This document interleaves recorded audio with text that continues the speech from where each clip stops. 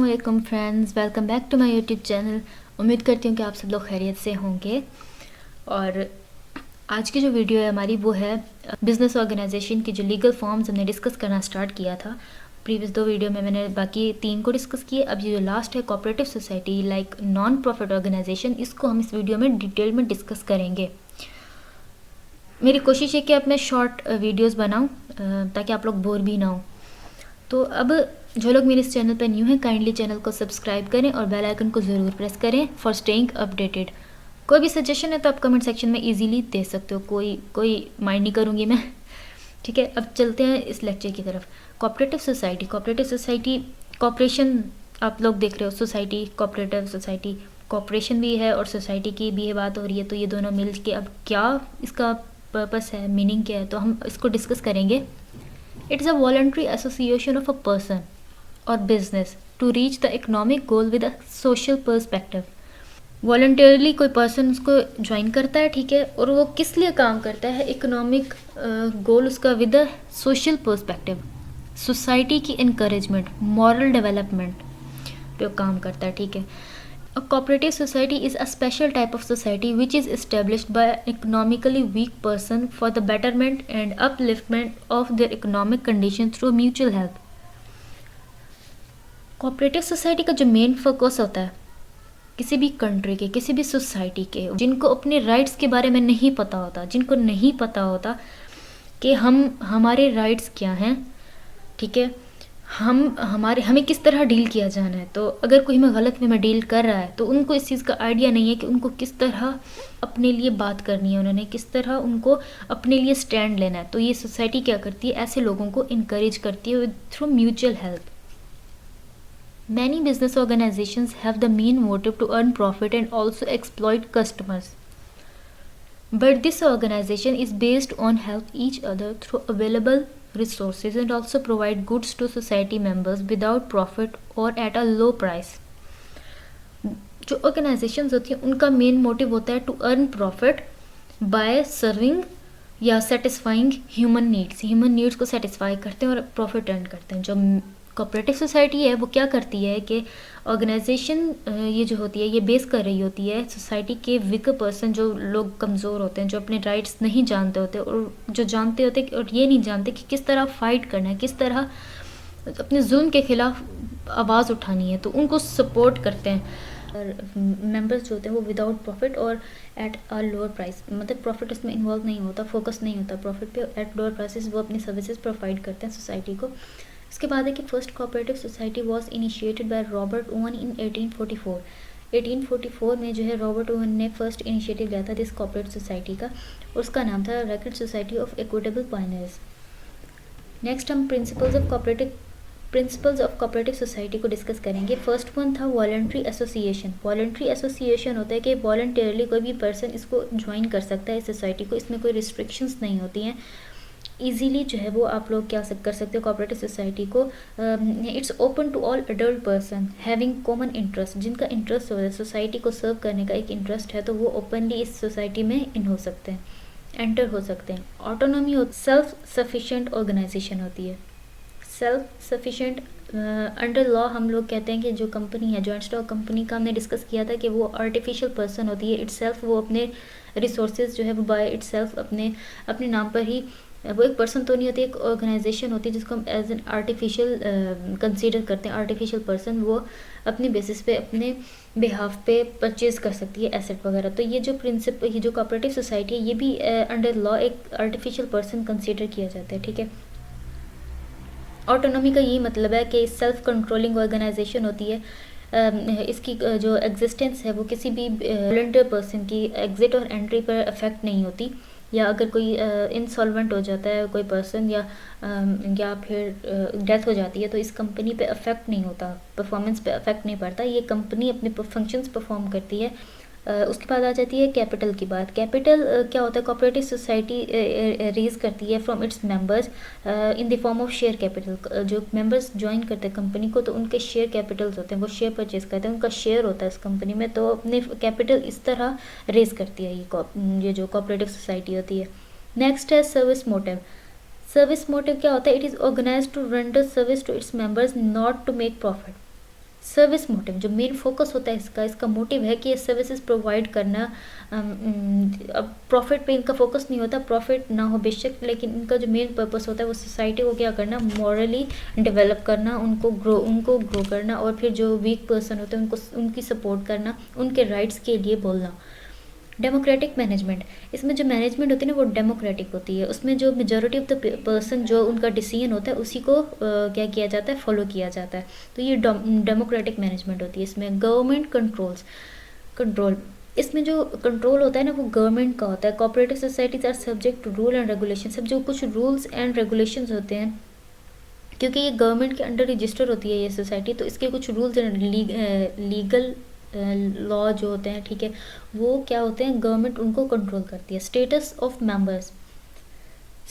Members में ये होता है कि हर पर्सन की जो है अथॉरिटी होती है वोट करने की, कि वो अपने जो उसकी कंट्रीब्यूशन होती है उसकी बेसिस पे उसके पास वोटिंग अथॉरिटी होती है, कि वो अपना डिसीजन या अपनी ओपिनियन जो है वो फ्रीली जो है वो दे सकता है अपना ओपिनियन, तो उसके पास वोटिंग अथॉरिटी होती है। तो स्टेटस ऑफ मेंबर्स के मेंबर्स जो होते हैं ना उनके पास डिसीजन मेकिंग अथॉरिटी होती है, कि क्योंकि यहाँ पे बात आ गई डेमोक्रेटिक मैनेजमेंट की, कि ये डेमोक्रेटिक मैनेजमेंट होती है, तो इसीलिए मेंबर्स के पास उनका ओपिनियन देने की पूरी अथॉरिटी दी जाती है उनको, कि उनके ओपिनियन को वैल्यू दी जाती है। डिस्ट्रीब्यूशन ऑफ सरप्लस, अब कोई भी ऑर्गेनाइजेशन है, कोऑपरेटिव सोसाइटी जो है, ये क्या करती है, सर्विसेज प्रोवाइड करने के लिए सोसाइटी को, इसको डिफरेंट गवर्नमेंट से या डिफरेंट इंस्टीट्यूशन से फंडिंग मिल रही होती है। तो उस फंडिंग को अगर अपने एक्सपेंसेस उसके कम आते हैं और फंडिंग ज़्यादा होती है तो फिर वो सरप्लस हो जाता है, लाइक प्रॉफिट, तो वो डिस्ट्रीब्यूट कर देती है। अब सोसाइटी के वीकर सेक्शंस होते हैं, डिपार्टमेंट्स होते हैं, जहाँ पे उसको डेवलपमेंट की ज़रूरत होती है, तो वहाँ पे इन्वेस्ट कर देती है, या फिर ये करती है जो अपने मेंबर्स होते हैं उनके, तो उनमें डिवाइड कर देती है। लेकिन इसका जो मेन फोकस होता है वो यही होता है कि वो सोसाइटी के जो दोबारा जिन लोगों को डोनेशन की ज़रूरत होती है तो उनको दे देते हैं, नीडी पीपल जो होते हैं उनको उनकी ज़रूरियात को पूरा करने की कोशिश करते हैं। तो कैश ट्रेडिंग इसमें ये है कि इसमें क्रेडिट कुछ नहीं होता, उधार पे कोई नहीं होता, इसकी जो भी सर्विसेज जो भी ये प्रोवाइड करते हैं on the basis of cash की बेस पे इनकी क्या हो रही होती है, सर्विस ट्रेडिंग हो रही होती है।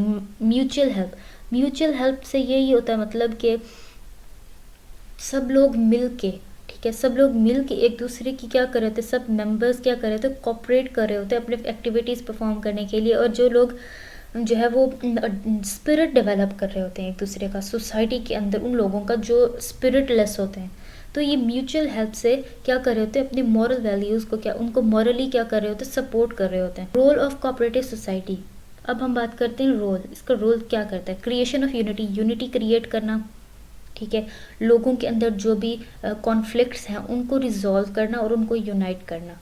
वर्किंग ज़ील वही बात आ गई कि एक स्पिरिट जो है उसको डेवलप करती है उन लोगों के लिए, जो उन लोगों को लड़ना सिखाती है अपने राइट्स के लिए, जिनको नहीं पता कि उनके राइट्स क्या हैं। लाइक कि मोस्टली ना ये सारी चीज़ें होती हैं, जो लोग अनएजुकेटेड होते हैं उनको अपने राइट्स के बारे में नहीं पता होता, तो ये सोसाइटी क्या करती है, उनको एजुकेट करती है about their rights, human rights, उसके लिए फ़ाइट करती है ये सोसाइटी। उसके बाद bringing welfare for the members, वही बात है कि वेलफेयर पे काम कर रही होती है ये अपने मेंबर्स की, ठीक है। इकोनॉमिक एंड सोशल वेलफेयर के ऊपर वर्क करती है ये सोसाइटी। इसका जो पर्पस होता है ये क्या में है कि ये डेवलप करती है thinking, working attitudes as well as mental condition, ठीक है, वर्किंग एटीट्यूड पे भी और मेंटल कंडीशन पे भी ये काम करती है। जो मेंटली डिसेबल होते हैं कुछ लोग, या आप यूँ कह लें कि वीक होते हैं, तो ये क्या करती है, उनको उनकी लर्निंग पे उन पे फोकस करती है, उनको उनके मेंटली उसको स्ट्रॉन्ग करने के लिए काउंसलिंग वगैरह करती है। ये सारी चीज़ें क्या करती है, कोऑपरेटिव सोसाइटी का काम होता है। इस्टेब्लिशिंग इक्वल राइट्स लेकर आना, कि सब लोग क्या हैं, बराबर हैं, इक्वल हैं, कोई किसी से बढ़तर नहीं है, तो इस चीज़ पे ये काम करती है। टीचिंग ऑफ मॉरल प्रिंसिपल्स, ये वही काउंसलिंग होती है जो अनएजुकेटेड लोगों को ये सोसाइटी प्रोवाइड करती है, ठीक है। गांव के एरिया में, देहाती एरिया में ना, मतलब स्कूल और ये एजुकेशन सिस्टम इतना एडवांस नहीं होता, तो ये सोसाइटी उन्हीं इलाकों में जाके उन लोगों के अंदर क्या करती है, मॉरल प्रिंसिपल्स उनको बताती है कि आपके राइट्स क्या हैं, आपको उनके लिए किस तरह फाइट करना है, कोई आपके साथ नाइंसाफ़ी हो रही है तो आपको किस तरह फाइट करना है उसके अगेंस्ट। इम्प्रूविंग स्किल्स, ठीक है। रिमूवल ऑफ मिडल मैन होता है वो कॉन्ट्रैक्टर, जो आप फॉर एग्जांपल गांव के लोग होते हैं वो इतने एजुकेटेड नहीं होते हैं, अब गांव के मोस्टली फार्मर्स होते हैं, तो उनसे वो जो भी उनके प्रोडक्ट लेते हैं, लाइक गंदम वगैरह, व्हीट हो गई, कॉटन हो गई, शुगर केन हो गया, और ये फिर बेचते हैं लाइक शहर में किसी इंडस्ट्री में। तो ये जो मिडल मैन होता है, यही उनके दरमियान क्या कर रहा होता है, कम्युनिकेशन का ज़रिया होता है। तो वो क्या कर रहा होता है, कभी कभी अपना प्रॉफिट रख रहा होता है, वो अपने साथ कमीशन ले रहा होता है, ठीक है, लेकिन कभी कभी ज़्यादती भी कर जाते हैं उन गरीब लोगों से जिनको नहीं पता होता कि मार्केट प्राइस नहीं पता होती। तो वो तो ये जो सोसाइटी है, इन इन सब चीज़ों से भी उन लोगों को बचाने की कोशिश करती है कि वो मिडल मैन को रिमूव कर दे, डायरेक्टली जो है वो अपने जो प्रोड्यूसर है उनका कंज्यूमर्स के साथ, जो भी एक फैक्ट्री है, इंडस्ट्री है, तो उनके तक उस तक लिंक बनती है ये सोसाइटी। लोन फैसिलिटीज़, अब लोग कोई बिज़नेस स्टार्ट करना चाहता है अपना, तो ये सोसाइटी क्या करती है, उसको लोन प्रोवाइड करती है। उसके बाद इकोनॉमिक डेवलपमेंट, इकोनॉमिक डेवलपमेंट आती है ना, कि अगर आप लोग कोई भी अपने कोई काम करना चाहते हो डेवलपमेंट के लिए, ठीक है, और आप लोग एग्रीकल्चर साइड, इरिगेशन सिस्टम से, या आप एग्रीकल्चर मोस्टली जो किसान वगैरह होते हैं, तो ये उनको अगर लोन प्रोवाइड करते हो आप लोग, उनको फैसिलिटेट करते हो, उनको मशीनरी प्रोवाइड करते हो, उनको फर्टिलाइजर्स प्रोवाइड करते हो, तो फिर वो जो प्रोडक्शन करते हैं फर्टिलाइज़र, गंदम वगैरह, एग्रीकल्चर सेक्टर में ये मेन बेसिक चीज़ें हैं कि आप किस तरह प्रोडक्शन को एक एफिशिएंट वे में, एक कम मिनिमम रिसोर्सेज से, एक आप लोग किस तरह अच्छी प्रोडक्शन, कितने अच्छी फसल प्रोड्यूस कर सकते हो, तो उस तरह उनको फर्टिलाइजर्स प्रोवाइड करना, ये सारी इकोनॉमिक डेवलपमेंट में ही आ जाता है कि आप लोन फैसिलिटीज़ प्रोवाइड करते हैं किसानों को, तो फिर वो क्या करते हैं, अपने फसलें वगैरह उगाते हैं, ठीक है, उसके बाद फिर वो अगर आप फर्टिलाइज़र्स अच्छे यूज़ करोगे, अच्छी मशीनरी यूज़ करोगे, तो आपकी प्रोडक्शन भी अच्छी होगी, तो फिर इस तरह उनको प्रॉफिट होगा ज़्यादा, तो इस तरह फिर प्रॉफिट ज़्यादा होने से क्या होगी, इकोनॉमिक डेवलपमेंट आएगी। तो इन सब चीज़ों पे क्या, ये सब सारे रोल प्ले करती है कोऑपरेटिव सोसाइटी। अब बात आ गई एडवांटेजेस की। इजी फॉर्मेशन होती है इस कंपनी के लिए, क्या सोसाइटी इजीली फॉर्मेट हो जाती है, लाइक जैसे हमने पढ़ा था, इसमें क्या होता है, आप लोगों को ये ना जॉइंट स्टॉक कंपनी जिस तरह डिफ़िकल्ट थी कि आपको आरओसी के पास जाना पड़ता है, रजिस्ट्रार जो होता है उसके पास काफ़ी डॉक्यूमेंटेशन प्रोसेस होता है, तो लेकिन इसमें ऐसा नहीं होता। Open membership, joint stock company जैसे उसमें ओपन मेंबरशिप होती है, इसमें भी ओपन मेंबरशिप होती है on the basis of interest. अगर आपको इंटरेस्ट है, आप सोसाइटी को सर्व करना चाहते हो, तो आप मेंबर बन सकते हो। डेमोक्रेटिक मैनेजमेंट होती है, इसमें लिमिटेड लायबिलिटी होती है कि जितना आपका शेयर है, जितना आपका कंपनी में इन्वेस्टमेंट है, आपसे उतना ही आप लोगों को क्या होगा, लिया जाएगा। एक्स्ट्रा पेमेंट आपसे नहीं ली जाएगी, एक्स्ट्रा सर्विसेज आपसे नहीं ली जाएंगी। तो यही है कि अगर कोई लॉस भी होता है तो कंपनी जो है वो बेयर करेगी, जो इसके मेंबर्स हैं उनकी लायबिलिटी उन पे लायबल नहीं होगा। स्टेबिलिटी एंड कंटिन्यूटी, कि ऑर्गेनाइजेशन की जो मेंबर्स की एंट्री और एग्जिट है, उससे कंपनी के स्टेबिलिटी पे कोई फ़र्क नहीं पड़ता, और फिर भी ये अपने ऑपरेशंस कंटिन्यूसली परफॉर्म करती है। लो प्राइसेस, कि इसका मेन फोकस प्रॉफिट मैक्सिमाइजेशन पर नहीं होता है, इसका मेन फोकस होता है सर्विसेज प्रोवाइडिंग। कंपनी जो भी सोसाइटी है उनको मॉरली इनकरेज करना, उनके राइट्स के लिए फ़ाइट करना। गांव में आप ये देखते हो कि स्कूल नहीं होते ज़्यादा, एक अच्छी एजुकेशन सिस्टम नहीं है, ठीक है, तो वहाँ पर उनके लिए फ़ाइट करना, उनके लिए कंपेन स्टार्ट करना। तो इस तरह लो प्राइसेस, उनसे प्राइस तो नहीं ली जाती ना गरीब लोगों से, या इस तरीके से उनसे, तो उनके लिए फ़ाइट किया जाता है। अब म्यूचुअल हेल्प मैंने जैसे बताया था कि मिलजुल के काम करते हैं, ठीक है, एक फैमिली की तरह। सोशल एडवांटेज वही है कि जो कोऑपरेटिव सोसाइटी होती है वो डिस्करेज करती है मोनोपोली को। मोनोपोली क्रिएट नहीं होनी चाहिए सोसाइटी में, कि ग्रुपिंग नहीं होनी चाहिए, ठीक है, तो इस मोनोपोली को डिस्करेज करती है। इस तरह सोशल एडवांटेज में यही है कि मोबिलाइजेशन ऑफ सेविंग, जो सोसाइटी के वीकर सेक्शन हैं, ताकि उनकी कंस्ट्रक्शन हो सके, उन पे काम किया जा सके, उसके लिए सेविंग के ऊपर मोटिवेट करती है कि सेविंग करनी चाहिए। और फिर जो गरीब लोग होते हैं, या कंस्ट्रक्शन जो भी होनी होती है इस कंपनी की, कंपनी से रिलेटेड हो या फिर सोसाइटी जो भी आप लोग जिनके साथ आप काम करो, जिनको इनकरेज कर रहे होते हो, सोसाइटी में ही आता है। कोऑपरेटिव नॉन प्रॉफिट ऑर्गेनाइजेशन इसको कहते हैं। ये एक ऑर्गेनाइजेशन है जो वर्क करती है सोसाइटी के वेलफेयर के लिए। रिमूव डिफेक्ट्स ऑफ कैपिटलिज्म, ये वही बात है, मोनोपोली क्रिएट हो जाना, ठीक है, मोनोपोली क्रिएट हो जाती है तो उसके अगेंस्ट ये काम करती है। कैश ट्रेडिंग होती है इसमें, और गवर्नमेंट इसको सपोर्ट करती है। ये एडवांटेजेस हैं। लास्ट में हम लोग डिस्कस करेंगे लिमिटेशन ऑफ कैपिटल जो है वो लिमिटेड होता है, because membership of the society is indirectly limited only up to local people. इसका यही है कि member generally belong to the poor class. इसमें जो मेंबर्स होते हैं वो बिलोंग करते हैं पुअर क्लास से, मिडिल क्लास से। तो इसीलिए क्या होता है, कैपिटल लिमिटेड होता है। स्टेट कंट्रोल, ये जो स्टेट कंट्रोल है ना, इसका मतलब यही है, उसमें ये है कि गवर्नमेंट, क्योंकि मैंने पहले बताया था कि गवर्नमेंट इसको रेगुलेट कर रही होती है, ठीक है। तो इसका ये किस एक्ट के अंडर ये कंपनी काम करती है, वो एक्ट है कोऑपरेटिव सोसाइटी एक्ट, ठीक है। उसमें के अंडर ये काम करती है, क्योंकि इसीलिए कुछ रूल्स एंड रेगुलेशंस है, लीगल लॉज हैं जो कंट्रोल होते हैं, जिसके अंडर ये कंपनी कंट्रोल होती है, रन होती है। तो वही है कि स्टेट इसको कंट्रोल करती है, गवर्नमेंट इसको क्या करती है, कंट्रोल करती है उन रूल्स एंड रेगुलेशंस की बेसिस पर। इनएफिशिएंट मैनेजमेंट, इसमें इनएफिशिएंट होती है क्योंकि जो इसके मेंबर्स इसको मैनेज कर रहे हैं, ये जो कमेटी होती है इसमें, एंड अगर the working member of the managing committee may not show a keen interest in the society, members also lack the managerial skills and because they generally belong to lower class। Inefficient management इसीलिए हो सकती है कि जो, अब देखें, जो educated person होंगे, अपर क्लास होती है, एलिट क्लास होती है, उसको अपने राइट्स के बारे में पता होता है और उनको इतना भी पता होता है कि अपने राइट्स के लिए किस तरह फाइट करेंगे। लेकिन ये सारी बातें नहीं पता होती तो मिडिल क्लास लोगों को, जो पुअर क्लास से बिलोंग करते हैं, उनके पास रिसोर्सेज नहीं होते कि जिन रिसोर्सेज की बेस पे वो अपने लिए फ़ाइट कर सकें, अपने राइट्स के लिए लड़ सकें, अपनी डेवलपमेंट, अपनी इम्प्रूवमेंट, अपनी लाइफ की लिविंग स्टैंडर्ड इम्प्रूव कर सकें। तो वो फिर इसीलिए जब वो मेंबर ही पुअर क्लास से होंगे तो इनएफिशिएंट मैनेजमेंट तो होगी।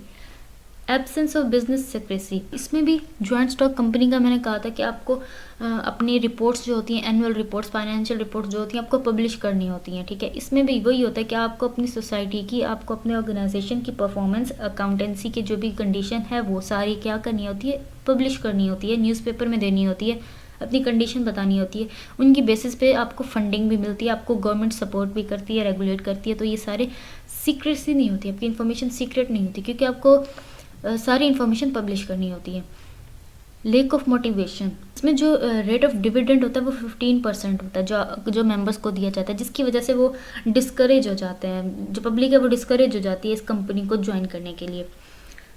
अब देखिए ना, जो भी सोसाइटी में जो भी लोग होते हैं वो प्रॉफिट के पीछे भागते हैं, पैसों के पीछे भागते हैं। तो वो पैसों की, इसमें पैसे पे फोकस नहीं किया जाता, एक सोसाइटी के डेवलपमेंट पे, वेलफेयर पे काम किया जाता है। तो इसी तरह की, इसीलिए इसका प्रॉफिट जो रिवॉर्ड होता है, रेट है, डिविडेंड रेट है, प्रॉफिट रेट 15% है। और जिसकी वजह से जो पब्लिक है वो बहुत कम पब्लिक है जो ऐसी सोसाइटी को ज्वाइन करती है।